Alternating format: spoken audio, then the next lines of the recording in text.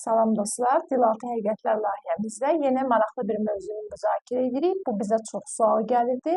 Aynur xanım, sual belədir. İnsan niyə keçmiş versiyasına qayıtmaq istəyir? Maraqlı sualdır Günay xanım.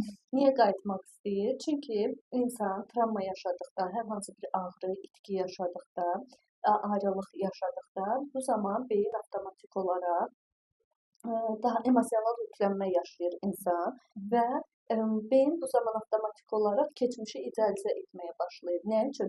Çünki ağrı, travma anında insanın neqativ duyğuları daha ön planda olur. Amma o insan keçmişi düşünərək, öz yaxşı günlərini düşünür ki, onda daha komfortluydum, komfort zonamdaydım, emosional yüklənməm az idi, daha özümü rahat, komfortlu hiss edirdim. Ona görə insan avtomatik olaraq keçmiş özünü yox, keçmiş öz duyğularını axtarır. Yaxşı hiss etdiyi duyğular. Yaxşı hiss etdiyi duyğuları axtarır. Bu səbəbdən də keçmişə qayıtmaq istəyir. Məsələn, itirmə duyğusu və ya ayrılıq travması və ya digər travmalar yaşayan insanlarda hansı duyğular yaranır? Heç kimlə danışmaq istəmir, cəmiyyətdən uzaqlaşır, insanlardan uzaqlaşır, ünsiyyətində azalmalar müşahidə edilir və nisbətən melanxolik əhval-ruhiyyədə olur.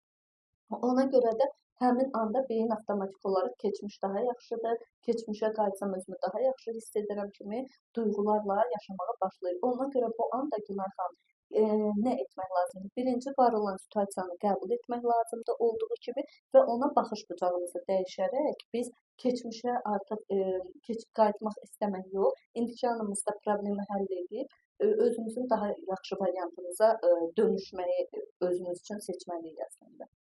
Çox sağ olun.